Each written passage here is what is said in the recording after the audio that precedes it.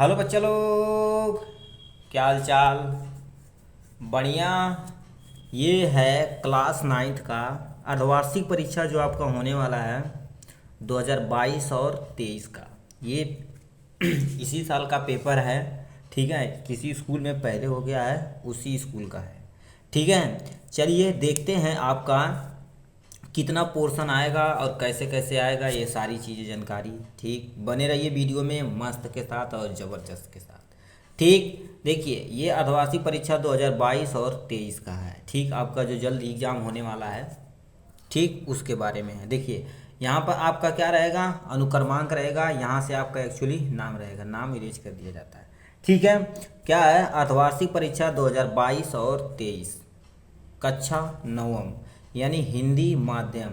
पूर्णांक की बात की जाए तो यहाँ से 70 नंबर का आपका पूर्णांक रहेगा। और टाइम की बात यानी समय की बात की जाए तो 3 घंटा 15 मिनट। कितना, 3 घंटा 15 मिनट सारी चीज़ें रहेंगी। ठीक है, चलिए हम आते हैं आपके कुछ निर्देशांक पे आते हैं। समान निर्देशांक आपको दिया गया है। आपको क्या करना है, 15 मिनट पहले कॉपी को जो प्रश्न पत्र दिया रहेगा उसे आप अच्छे से पढ़ना है। ठीक है, पढ़ पढ़ने के बाद आप क्या करिएगा, स्टार्ट करिएगा। ठीक, लिखा है क्या, प्रश्न पत्र यानी प्रत्येक प्रश्न उत्तर खंड क्रमानुसार ही करिए। क्रमानुसार मतलब खंड क करिए, तब उसमें जितना भी अटेम्प्ट करना हो कर लीजिए, फिर खंड ख करके तब डालिए। नहीं तो ऐसा खंड अ करिए फिर ब कर दिए, ऐसा नहीं।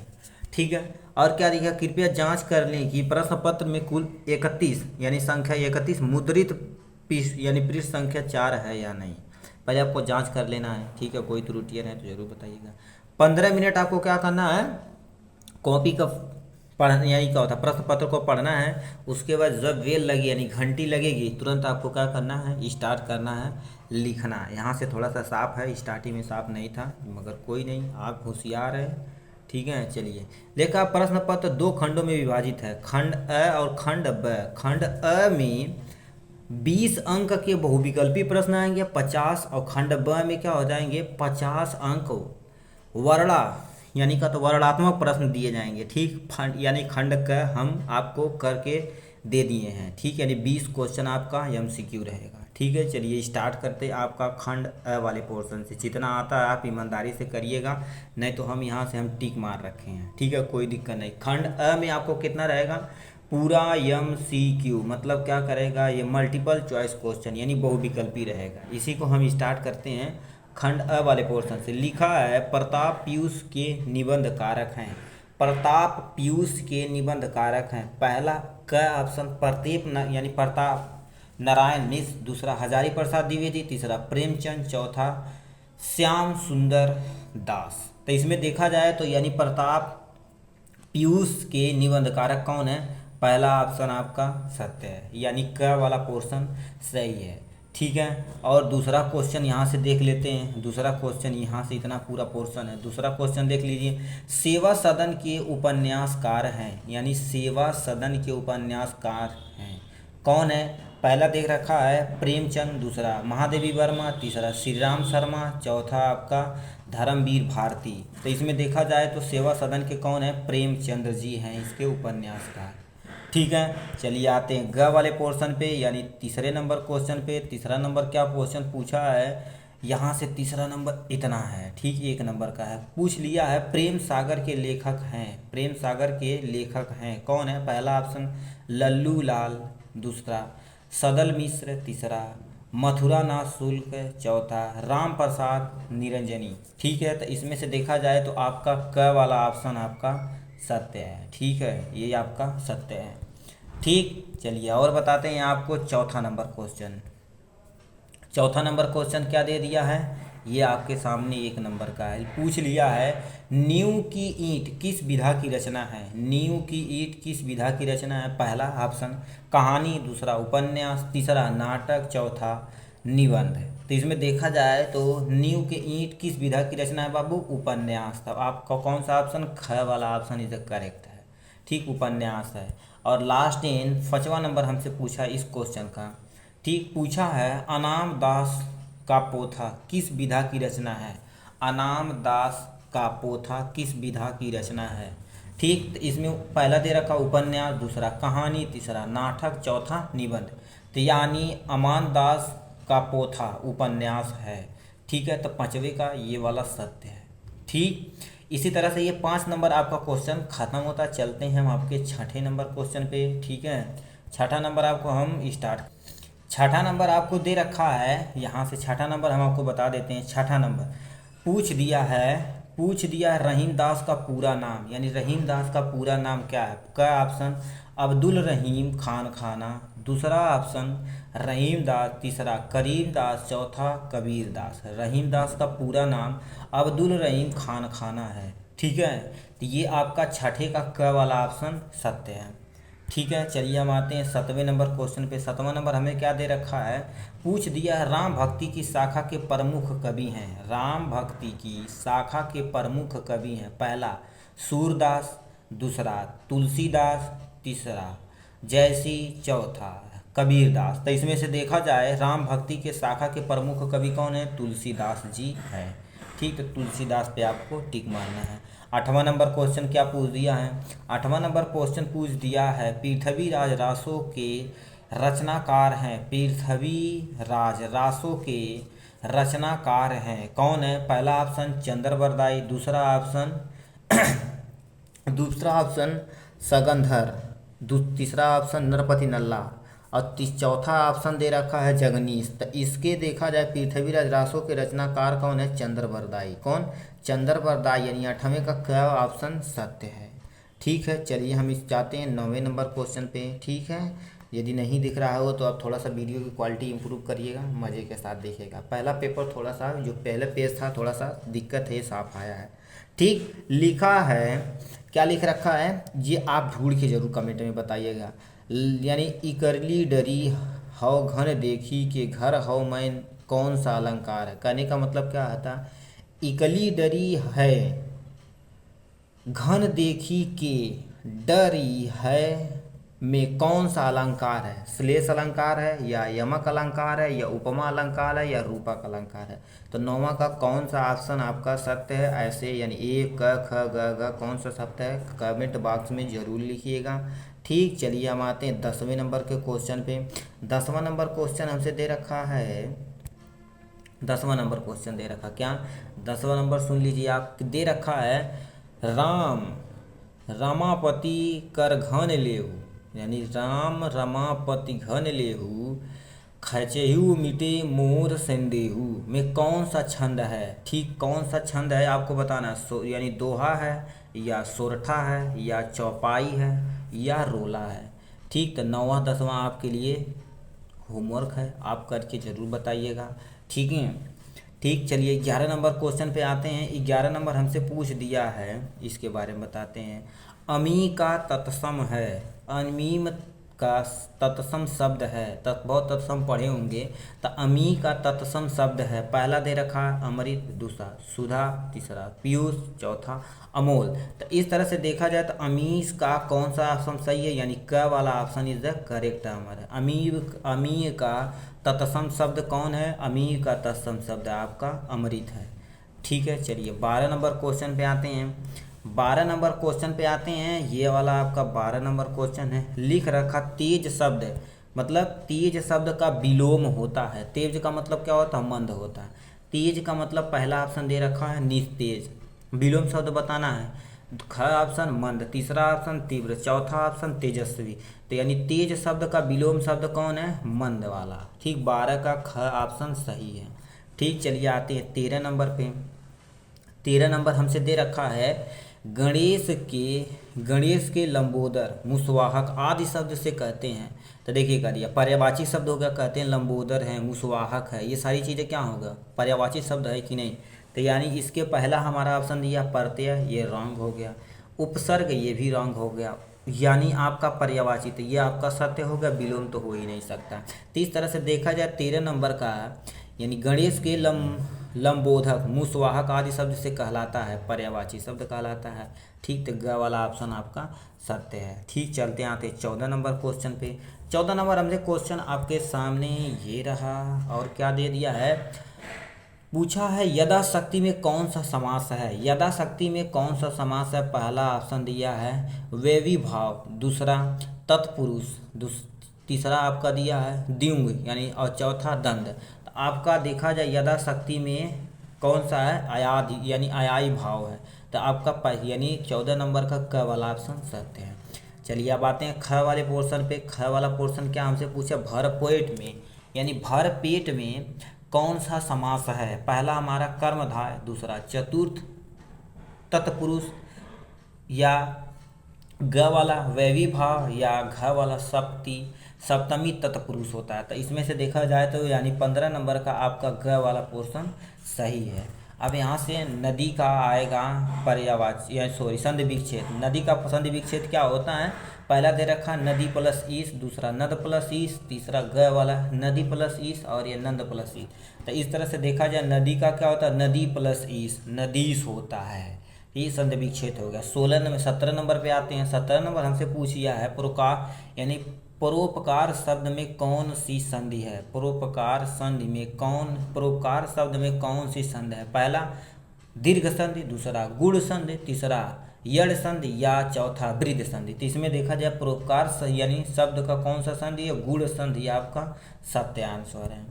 ठीक है, चलिए 18 नंबर और लास्ट MCQ का ये आपका लास्ट है।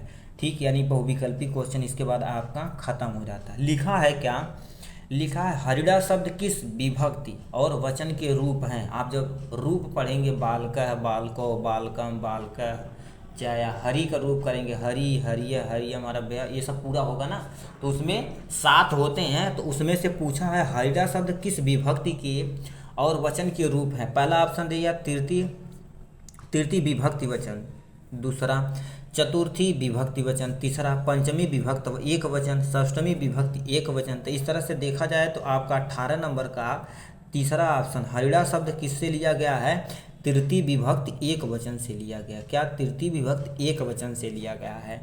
अब आते हैं 19 नंबर के क्वेश्चन पे। 19 नंबर आपका क्वेश्चन क्या पूछा है इसके बारे में सुन लीजिए। पूछा है गम वो धोखा वाला गम नहीं, गम धातु लट लकार उत्तम पुरुष एक वचन का रूप है। पहला हमारा ऑप्शन दिया गच्छस, दूसरा ऑप्शन ख गच्छामि, तीसरा ऑप्शन गच्छति, चौथा ऑप्शन गच्छन्ति। तो आपका देखा जाए तो गम किसका है, गच्छति का है। ठीक है, जब आप लट लकार, लोट लकार और लट लकार पढ़ेंगे तो उसमें आपका ये है। ठीक, और क्या दे रखा है यहाँ से 20 नंबर हमको क्वेश्चन क्या दे रखा है, 20 नंबर हमें दे रखा है।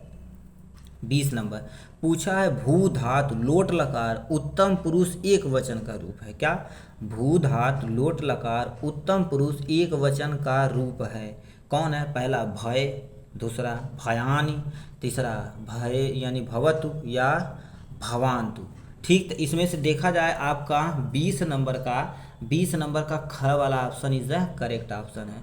ये था टोटल आपका यानी MCQ, मतलब जो आपका बहुविकल्पी क्वेश्चन था 20 ये था। चलिए हम आते हैं क्वेश्चन। चलिए ये आपका हमसे दे रखा है 20 नंबर, हम MCQ कर लिए। 22वें नंबर पे क्वेश्चन पे आ गए हैं। तो इसमें पूछा है निम्नलिखित गद्यांश पर आधारित प्रश्नों के उत्तर दीजिए। क्या, निम्नलिखित गद्यांश पर आधारित प्रश्नों के उत्तर दीजिए। पहला यानी आपको क्या करेगा, ऐसी एक कहानी दे देगा। ठीक है, इसे कहानी एक्चुअली क्या बोला जाता है, इसे गद्यांश बोला जाता है। ये गद्यांश आपको क्या कर देगा, दे देगा, और इसमें से नीचे 3 से या 5 क्वेश्चन आपसे पूछ सकता है। उससे क्या करना, आपको लिखना पड़ेगा। ये 6 नंबर का है, आप ध्यान रखिए।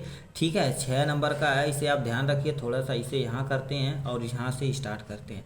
ठीक, पहला क्वेश्चन हमसे दे रखा है 21 नंबर में, ये आपकी कहानी दे रखा है। पहला दे रखा है गद्यांश के संदर्भ लिखिए। यानी संदर्भ कैसे लिखेंगे, प्रस्तुत पद्यांश हमारी पाठ्य पुस्तक, और ये जिससे पाठ से लिया गया उस पाठ का नाम लिखेंगे। ठीक, प्रस्तुत पद्यांश हमारी पाठ्य पुस्तक, उसके बाद जिस पाठ होगा उसका नाम, इसके रचयिता उनके जो लेखक हैं उसके लिखिएगा। ठीक, प्रस्तुत पद्यांश हमारी पाठ्य पुस्तक इससे लिया गया है जिसके रचयिता ये हैं। ठीक, तो आपको ऐसे लिखना पड़ेगा। ठीक, तो आपका 2 नंबर इसमें सिक्योर है। और क्या दे रखा है इसी में, ग वाला रेखांकित अंश की व्याख्या कीजिए। क्या, रेखांकित अंश की व्याख्या कीजिए। मतलब ये जो दिया गया भगवान बड़ा कर साज है, ठीक, तो इसे पूरा एक्सप्लेन करके आपको कम से कम 4-5 लाइन लिखना पड़ेगा। ठीक है, और क्या दिखा, ग वाला ऑप्शन क्या दिया है, ग वाला दिया है यहाँ भक यानी यहाँ भगत की किस मनोकामना का चित्रण है। ये कहानी पढ़ना है तो पूछा है यहाँ भगत की किस यानी मनोकामना का मनोभावना का चित्रण है, तो 2 नंबर दे रखा है। ठीक, और 21 नंबर हमें दे रखा है, ये था, अब आपको वो नहीं आ रहा तो अथवा करके दे रखा, अथवा आप यानी कर सकते हैं, यहाँ दिया देखिए अथवा करके यहाँ दिया है, अथवा करके यहाँ दिया है। देखिए क्या पूछा, धन्य हो हे अगम अगोचर अलख पराव दे तुम्ही मेरी चिंता करो।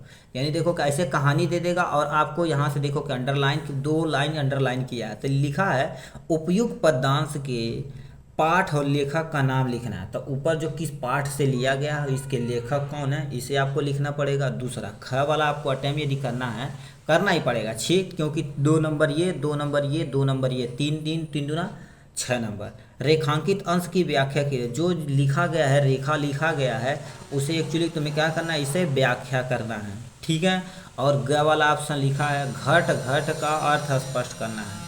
ठीक, जो घट घट यहाँ दिया गया है इसे आपको बताना पड़ेगा। ठीक है, घट घट के आप, ठीक, ये है आपका, चलिए इसमें बताना है घट घट का अर्थ का मतलब आपको बताना है। क्या, घट घट जो अर्थ है उसका मतलब बताना है। इसमें आपको 6 नंबर है। चलिए आते हैं 22 नंबर क्वेश्चन पे।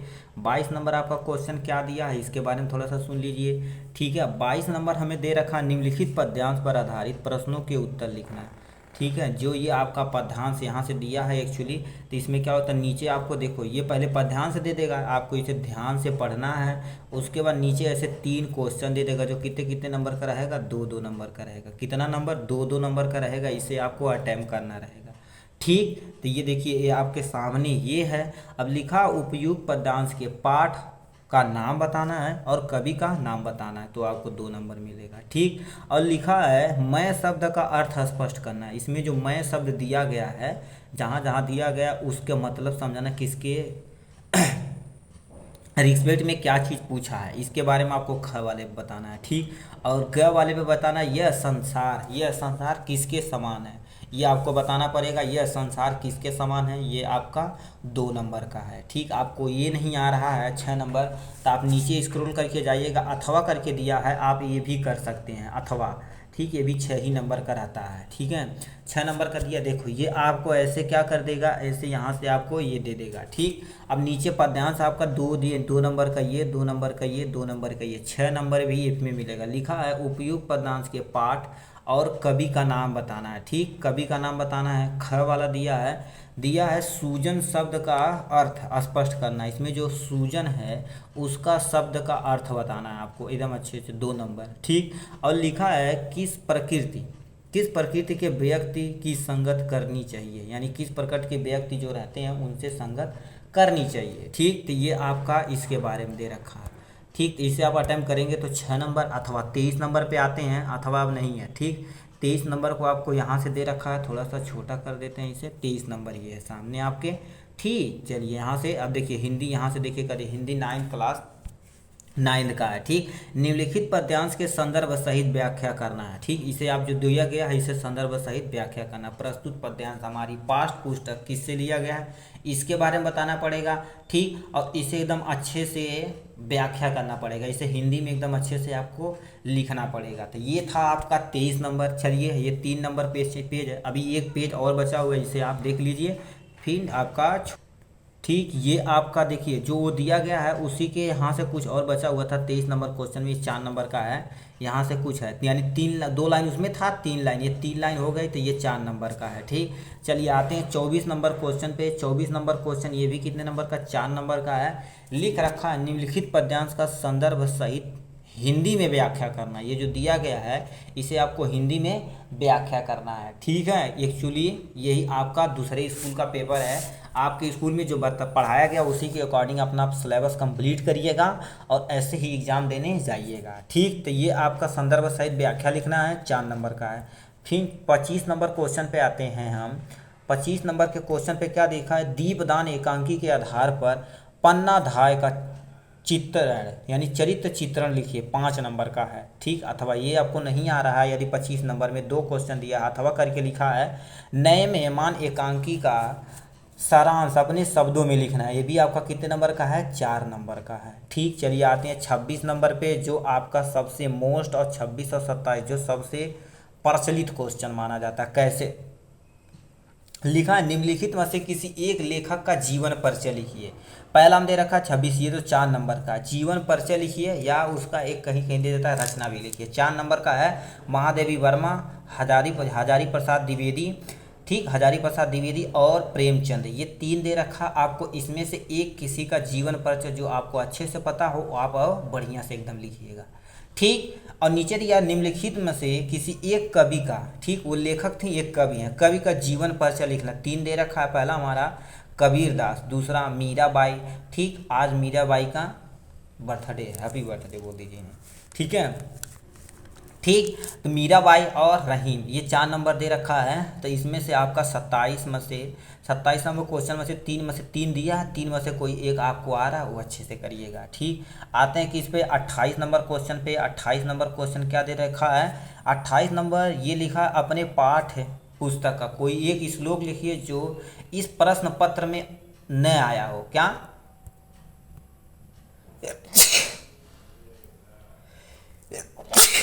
ठीक है। ठीक, तो ये आपको क्या करना, एक श्लोक लिखना जो इस पत्र यानी प्रश्न पत्र में जो आया न हो, आपको याद करके जाना है, 1-2 कम से कम।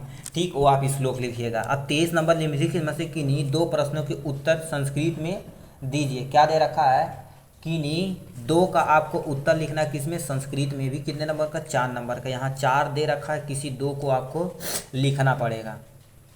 ठीक है, ये था 29 नंबर। आते हैं 30 नंबर पे क्वेश्चन पे, और उसके बाद आपका एक क्वेश्चन और बचेगा। क्या लिखा रखा है, वहाँ से तुम्हें हिंदी में से क्या करना, वो हिंदी में आंसर उत्तर देना। और इसमें लिखा है निम्नलिखित वाक्यों में से किन्हीं 2 का संस्कृत में अनुवाद करना। जैसे यहाँ से दे रखा है ऑप्शन आपका, वह पत्र पढ़ता है, ख वाला ऑप्शन, पेड़ से पत्ते गिरते हैं, या आपका दे रखा है तुम कविता पढ़ते हो, या श्याम भिखारी को धन देता है। तो ये आपका है 30 नंबर का। इस आपको क्या करना, किन्हीं दो को आप संस्कृत में बदल देंगे, 2 दूना 4 नंबर भरने से मिल जाएगा। ठीक, आते हैं लास्ट एंड फाइनल क्वेश्चन पे। ठीक है, उसके बाद आज के लिए टाटा बाय, मिलेंगे कल फिर अगले दिन में। ठीक है, चलिए इसे पढ़ लेते हैं। ठीक, लिख रखा है छात्रवृत्ति प्राप्त करने हेतु यानी लिए प्रार्थना पत्र को, यानी प्रधानाचार्य को एक प्रार्थना पत्र लिखना है, अथवा वो नहीं आ रहा तो नीचे लिखिएगा अपने विद्यालय के प्रधानाचार्य को 1 दिन के अवकाश के लिए प्रार्थना पत्र लिखना है। ठीक, क्या लिखेंगे, सेवा में श्रीमान, प्रधानाचार्य, अपने स्कूल का नाम लिखेंगे, फिर एड्रेस वगैरह लिखेंगे। सविनय निवेदन है कि ये सब चीज़ें लिख देंगे। ठीक, ये था आपका टोटल, ये 5 नंबर का आएगा। ठीक, ये था टोटल क्वेश्चन आपका क्लास 9th का, कक्षा 9th का। ठीक है, कक्षा 9 का आपका हिंदी विषय। ठीक, इसी के तरह आज से हम स्टॉप करते हैं, फिर मिलेंगे किसी अगले लेक्चर में। ठीक, तब तक पढ़ाई करते रहिए। All the very good.